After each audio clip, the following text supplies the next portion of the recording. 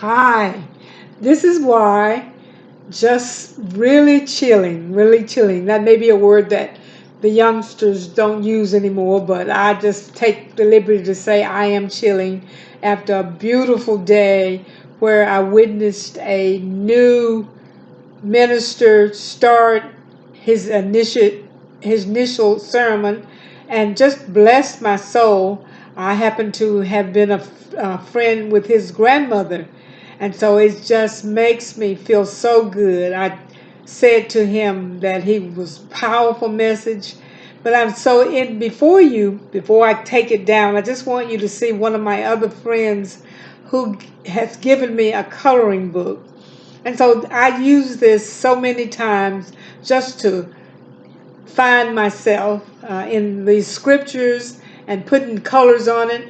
And I really do act like a 5 or 6 year old. I don't try to get color inside the lines. I just color what the way I'm feeling. So today I'm really going to look for one of those blessing scriptures and just use every color I can find. So I'm just saying, some days we just have to say, God, I just need to color me the way I want to be. I've heard a lot of conversation discussing color in these last 7 months. I'm going to just say 7 months with all of the things that are going on.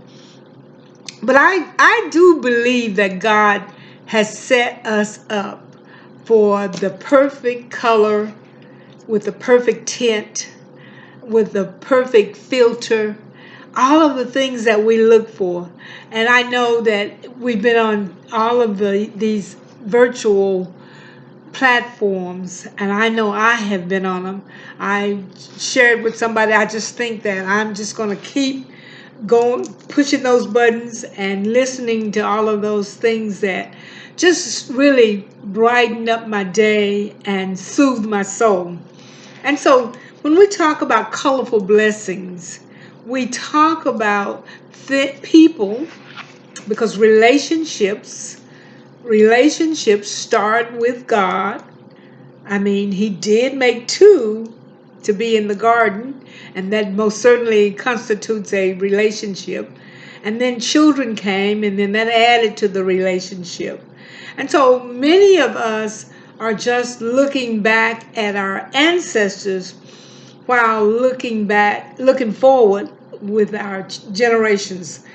And one of the things that we're talking about so many times with the COVID is how the timing, whether it's a parent that's in a nursing home and they may be 95 to 100 years old, but that timing is still so precious. So we have to be sure that we include in our grief community. Our grief community is made up of advocates, survivors, and care sharers. But we have to make sure that we have something that will soothe the soul of each one of our age groups. I look so many times when they're doing surveys, and they will put those ages from 1 to 10 or 1 to 15 or whatever. And then they will get to maybe 65, and they'll say 65 plus or 70 plus. And since I am of the past those pluses, I just sometimes will just myself just make a circle and put the age, even if if they won't let me write on their paper, I'll put it somewhere, because to me it is a most certainly a colorful blessing.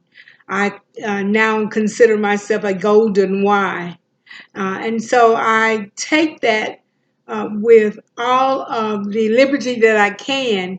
That yes, I enjoy being a golden Y, and I want to continue to bless others with what I've learned. It may not seem like it's a big thing, but if it's something such as don't go out the door this way, or be sure you close the door.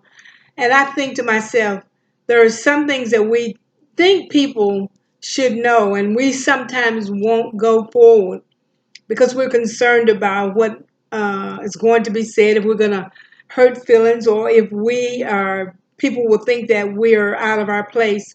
I have just come to the conclusion that wherever I color, that's my place, and it's my place of grace.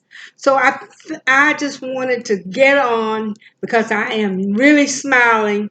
I don't know if you all know about a smile shout, but a smile shout is when you can look over and you don't have to touch your neighbor, but they know, even if you've got a mask on, they know there's a smile just because of the body language.